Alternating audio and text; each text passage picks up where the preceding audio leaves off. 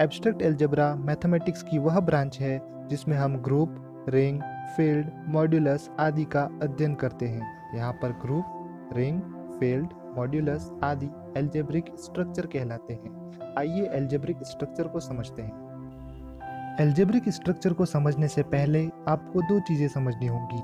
पहला सेट और दूसरा बाइनरी ऑपरेशन।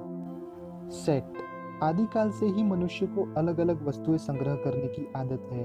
कोई बाइक का संग्रह करता है तो कोई जूतों का संग्रह करता है। इन संग्रहों को ही हम सेट कहते हैं। पारिभाषिक रूप से वस्तुओं, आंकड़ों अथवा संख्याओं के सुपरिभाषित समूह को उन वस्तुओं का समुच्चय या सेट कहते हैं। यहाँ सुपरिभाषित शब्द का मतलब यह है कि कोई वस्तु उस समूह में है या नहीं। उदाहरण के लिए आपकी कक्षा में 5 कमजोर विद्यार्थियों की संख्या, यह एक सुपरिभाषित संग्रह नहीं है क्योंकि अलग अलग टीचर्स की स्टूडेंट के प्रति अलग अलग राय हो सकती है। इसके विपरीत आपकी कक्षा में 5 विद्यार्थियों की संख्या एक सुपरिभाषित संग्रह है क्योंकि सभी टीचर्स के लिए यह संख्या समान होगी। समुच्चय को अंग्रेजी वर्णमाला के कैपिटल लेटर में निरूपित किया जाता है तथा इसके एलिमेंट्स को स्मॉल लेटर में निरूपित किया जाता है। आपको सेट के कुछ एग्जाम्पल नोटेशन के साथ मालूम होने चाहिए जो कि निम्न है। बाइनरी ऑपरेशन या द्विचर संक्रिया।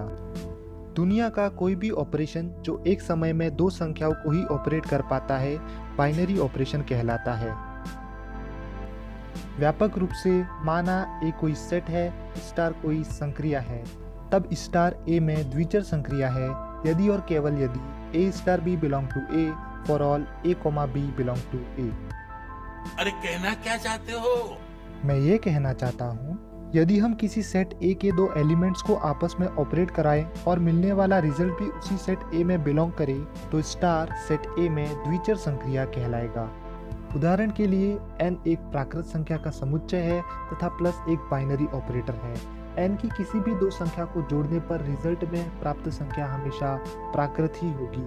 अतः प्लस सेट n में एक बाइनरी ऑपरेशन है। आपके सामने एक टेबल दी गई है। इस टेबल की स्टडी कर आप पता लगा सकते हैं कि कौन सा ऑपरेशन किस सेट के लिए द्विचर संक्रिया है। अब वापस आ जाते हैं अलजेब्रिक स्ट्रक्चर पर। अगर आपके पास एक नॉन एम्प्टी सेट है और उस सेट पर द्विआधारी संक्रिया परिभाषित है, तब उस पर कुछ निर्दिष्ट अभिग्रहित सेटिस्फाई करवाने पर आपका अलजेब्रिक स्ट्रक्चर तैयार हो जाएगा। कहने का मतलब एक अलजेब्रिक स्ट्रक्चर 3 चीजें कंसिस्ट करता है।